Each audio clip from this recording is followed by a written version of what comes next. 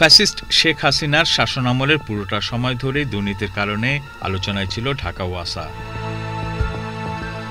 নাগরিকের মৌলিক অধিকার পানি সরবরাহের দায়িত্বে নিয়োজিত এই প্রতিষ্ঠানটির রন্ধে রন্ধে ছড়িয়ে পড়েছিল দুর্নীতি আর অনিয়ম। বিভিন্ন গণমাধ্যম এই দুর্নীতির পেছনে প্রতিষ্ঠানটির সাবেক এমডি তাকসিম খানকে দায়ী করেছে। এই সুদীর্ঘ সময় ধরে তিনি অনেকটা প্রকাশ্যেই করে গেছেন নানা অনিয়ম। বৈদেশিক সহায়তায় অপ্রয়োজনীয় ও মানহীন প্রকল্পের মাধ্যমে চলে এই দুর্নীতি, যার ভাগবাটোয়ারা পৌঁছে যেত প্রভাবশালীদের কাছে। বৈদেশিক সহায়তা নির্ভর প্রকল্প বাস্তবায়ন করতে গিয়ে একসময়ের লাভজনক প্রতিষ্ঠান ঢাকা ওয়াসা এখন প্রায় 25,000 কোটি টাকা ঋণগ্রস্ত। পানির স্তর নিচে নেমে যাচ্ছে বলে ভূগর্ভস্থ পানির ব্যবহার কমিয়ে আনার অজুহাতে বড় বড় প্রকল্প নেয় ঢাকা ওয়াসা। 2024 সালে ভূ উপরিস্থ উৎস থেকে 70% এবং ভূগর্ভস্থ উৎস থেকে 30% পানি উৎপাদনের কথা বলে বড় বড় প্রকল্পের অনুমোদন নেওয়া হলেও বাস্তবতা উল্টো। এখনও ঢাকা ওয়াসার মোট পানির 76% ভূগর্ভস্থ উৎস থেকে উত্তোলন করা হচ্ছে, আর ভূ উপরিস্থ উৎস থেকে নেওয়া হচ্ছে মাত্র 24%।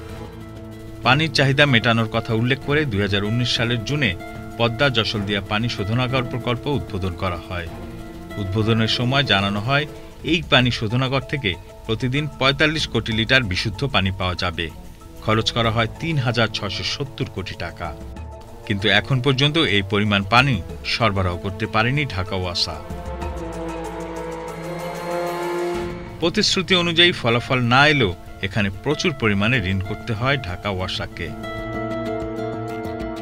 ঢাকা শহরের পয়ঃবর্জ্য পাইপলাইনের মাধ্যমে শোধন করে বালু নদীতে ফেলার লক্ষ্যে আফতাবনগরে দাশেরকান্দি পয় শোধনাগার প্রকল্প হাতে নিয়েছিল প্রতিষ্ঠানটি। প্রায় 4,000 কোটি টাকা ব্যয় নির্মিত এই দাশেরকান্দি পয় শোধনাগার প্রকল্প নির্মাণে নিম্নমানের যন্ত্রপাতি ব্যবহার করা হয়েছে। এছাড়া প্রকল্পের নেটওয়ার্ক না করে মূল প্রকল্প বাস্তবায়ন করায় সেখান থেকে কোনো সুফল মিলছে না। ফলে সেখানে কোনো বাসাবাড়ির বর্জ্য যেমন শোধন করা যাচ্ছে না, তেমনি কোনো রাজস্বও আদায় হচ্ছে না। শোধনাগারের প্লান্ট চালু রাখতে হাতের ঝিলের ময়লা পানি সেখান থেকে শোধন করা হচ্ছে। এতে ঢাকা ওয়াসার বছরে গচ্চা যাচ্ছে 512 কোটি টাকা। 2027 সালে ঋণের কিস্তি পরিশোধ শুরু হলে বছরে ক্ষতির পরিমাণ বেড়ে দাঁড়াবে প্রায় 825 কোটি টাকা। 2 বছর আগে প্রকল্প চালু হলেও এখন পর্যন্ত কোনো সঞ্চালন লাইন, নেটওয়ার্ক প্রকল্প প্রস্তাব করেনি। এই মুহূর্তে সঞ্চালন লাইনের প্রক্রিয়া শুরু করলেও বাস্তবায়নে অন্তত 10 বছর সময় লাগবে। ততদিনে পয় শোধনাগারের যন্ত্রপাতি অকেজো হয়ে পড়বে। ওয়াসার ঐক্য পরিষদ নেতাদের হিসেব মতে 2014-15 অর্থ বছর থেকে 2022-23 অর্থ বছর পর্যন্ত সময়ে ঢাকা ওয়াসার 3,221 কোটি টাকা খোয়া গেছে। তার লক্ষ্যই ছিল দুর্নীতি। এই যে দুর্নীতি করার জন্য তার কিছু টার্গেট ছিল বড় বড় প্রজেক্টগুলো। এই প্রজেক্টগুলোতে যারা পিডি হিসেবে ছিলেন তার পছন্দের বাইরে কেউ ছিল না। ঢাকা ওয়াসা সবাই জানে, র্যামস গ্রুপ বলতো আর কি, আর এ রফিক, এতে Akhtar, M A Mohsin, S A Sabuj, এই গ্রুপটাই ফেমাস ছিল। পানির দাম ও গ্রাহক সংখ্যা বৃদ্ধি, বিলিং পদ্ধতি ডিজিটালাইজেশন হওয়ার পরও সংস্থার দায়িত্বপ্রাপ্তদের চুরি, অবহেলা ও অদক্ষতার কারণে এই বিপুল পরিমাণ রাজস্ব আদায় থেকে সংস্থাটি বঞ্চিত হচ্ছে। 2009-10 অর্থ বছরে সংস্থাটির সিস্টেম লস ছিল 34.82% এবং বর্তমানে তা বেড়ে দাঁড়িয়েছে 54.82%, যদিও কাগজে কলমে দেখানো হচ্ছে মাত্র 20%।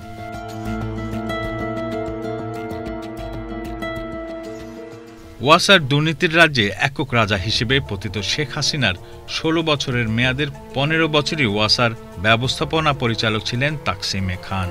মোট 7 বার তার পদের মেয়াদ বাড়িয়েছে বিদায়ী আওয়ামী লীগ সরকার। এমডি হিসেবে তাকসিমের সর্বশেষ মাসিক বেতন ছিল 6,25,000 টাকা। গণমাধ্যম থেকে প্রাপ্ত তথ্যে দেখা যায়, করোনা মহামারীর মধ্যে 1 লাফে তার বেতন বাড়ানো হয় 2.25 লাখ টাকা। এর বিপরীতে পানির দাম 16 বার বাড়িয়ে সাধারণ মানুষের নাভিশ্বাস তৈরি করেছেন তিনি। ট্রান্সপারেন্সি ইন্টারন্যাশনাল বাংলাদেশ টিআইবির নির্বাহী পরিচালক ইফতেখারুজ্জামান জানান, তার বিরুদ্ধে দুর্নীতি ও অনিয়মের সুনির্দিষ্ট অভিযোগ থাকলেও কোনো ব্যবস্থা নেওয়া হয়নি।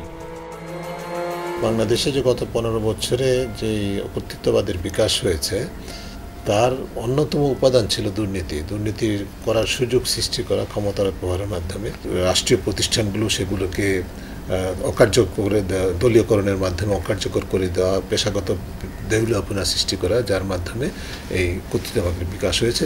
একই প্র্যাকটিসটা ওয়াসাতে প্রতিষ্ঠিত হয়েছে। ওয়াসা যে এই পুরো মেয়াদে যে ব্যবস্থাপনা পরিচালক ছিলেন তিনি সম্পূর্ণ কর্তৃত্ববাদী প্রক্রিয়া একটা তার প্রতিষ্ঠান চালিয়েছেন।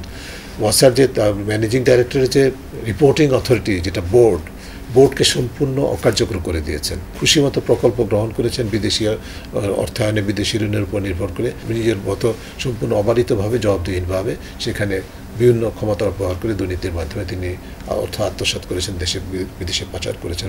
এই যে ধারাবাহিকভাবে ওয়াসার প্রাক্তন ম্যানেজিং ডাইরেক্টরের যে কী বলে যে মেয়াদের নবায়ন হয়েছে সম্পূর্ণ অবৈধ প্রক্রিয়া হয়েছে। তা সত্ত্বেও এটাকে কিন্তু সংশ্লিষ্ট মন্ত্রণালয় বারে বারে সেটাকে এন্ডোর্স করেছে এবং করেছে তাকে। তার কারণ হচ্ছে যে আমরা যে মন্তব্যটা আমরা করেছিলাম, যেটা বিশ্লেষণমূলকভাবে আমাদের গবেষণার ভিত্তি করে, সেটা হচ্ছে তার কর্তৃত্ব কিন্তু শুধু ওয়াসার মধ্যে সীমাবদ্ধ ছিল। তার কর্তৃত্ব, তার ক্ষমতার যে কী বলে ভিত্তি, সেটা ছিল সর্বোচ্চ পর্যায় পর্যন্ত, যে কারণে তিনি এইভাবে অবারিতভাবে সেটা করতে পেরেছেন। নতুন করে ওয়াসাকে ঢেলে সাজাতে হবে, এমনভাবে ঢেলে সাজাতে হবে। পূর্ব শর্তটা হলো যে তার যে ম্যানেজমেন্ট তাকে তার ঊর্ধ্বতন কর্তৃপক্ষের কাছে জবাবদিহি করার মতো জায়গাটা তৈরি করতে হবে, সেটার জন্য চর্চা হয়। এটা নিশ্চিত করতে পারলে ওয়াসার যে প্রত্যাশিত সেবা দেশের মানুষ, ঢাকা শহরের মানুষ পাবে।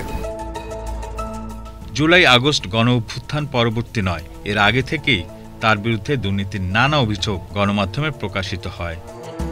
2023 সালে আন্তর্জাতিক গোয়েন্দা সংস্থার তালিকায় যুক্তরাষ্ট্রের 14টি বাড়ি কেনা এবং অর্থ পাচারকারী হিসেবে তাকসিম খানের নাম আসলে দেশ জুড়ে তোলপাড় শুরু হয়েছিল।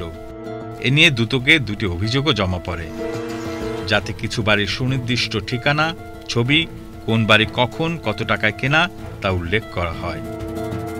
এছাড়া যুক্তরাষ্ট্রের সেন্ট্রাল ইন্টেলিজেন্স এজেন্সি সিআইএর গভর্নমেন্ট ওয়াচ নোটিশের একটি কপি অভিযোগের সঙ্গে জুড়ে দেওয়া হয়। বিষয়টি আদালতের নজরে আনলে তদন্তেরও নির্দেশ দিয়েছিলেন উচ্চ আদালত, কিন্তু তা আর বেশি দূর এগোয়নি। মূলত সাবেক প্রধানমন্ত্রী শেখ হাসিনার আত্মীয়তার সুবাদেই তিনি ছিলেন সকল আইনের ঊর্ধ্বে, ফলে অভিযোগ করাই ছিল অসম্ভব। তদন্ত তো আরও পরের কথা। এর প্রমাণ মেলে 2023 সালের 17 মে। এদিন ঢাকা ওয়াসা বোর্ডের সাবেক চেয়ারম্যান প্রকৌশলী ডক্টর গোলাম মোস্তফা অতিষ্ঠ হয়ে স্থানীয় সরকার বিভাগে প্রকৌশলী তাকসিমের অনিয়ম ও দুর্নীতির বিষয়ে চিঠি লিখলে মন্ত্রণালয় তদন্ত না করে উল্টো 4 দিনের মাথায় তাকেই সরিয়ে দেয়। 4-5 কোটি টাকার গাড়ি কিনবেন, অথচ উনি বোর্ডের সাথে কথা বলবেন না, বোর্ডের অনুমোদন নেবেন না, এটা কিভাবে হয়? এবং এটা করেন কীভাবে? এটা উনি ফাঁক ফোকর বের করছেন। উনি করেন কি, ওই প্ল্যানিং কমিশনের একটা আছে যে সরকারি কাজের জন্য একটা থ্রেশহোল্ড দেওয়া আছে যে ডিপার্টমেন্টাল হেডের কি ক্ষমতা, উনি কত টাকা পর্যন্ত উনি বোর্ডের পারমিশন ছাড়াই খরচ করতে পারবেন, উনি ওইটা ব্যবহার করেন এবং ওখানে অনেক বেশি হাই। তবে অন্তর্বর্তী সরকার গঠনের পর ঢাকা ওয়াসার দুর্নীতি অনুসন্ধানে ভালোভাবে মাঠে নামতে পারে দুর্নীতি দমন কমিশন। নিষেধাজ্ঞা দেয় তার বিদেশ যাত্রায়, যদিও তিনি এখন কোথায় আছেন তার হদিশ নেই। দুদকের একটি দল তার বিভিন্ন অভিযোগ খতিয়ে দেখছে। দুদক থেকে জিজ্ঞাসাবাদের জন্য নোটিশ পাঠানো হয় ওয়াসার 7 কর্মকর্তাকে। ওয়াসার এমডি প্রকৌশলী তাকসিম খান সহ অন্যদের বিরুদ্ধে সংস্থাটির পদ্মা যশোলদিয়া প্রকল্পে প্রায় 1100 কোটি টাকা, গন্ধরবপুর পানি শোধনাগার প্রকল্পে 1000 কোটি টাকা, দাসেরখান্দি পয় শোধনাগার প্রকল্পে 1000 কোটি টাকা, গুলশান বাড়িধারা লেক দূষণ প্রকল্পে 50 কোটি টাকার অনিয়ম দুর্নীতির অভিযোগের অনুসন্ধান চলমান রয়েছে।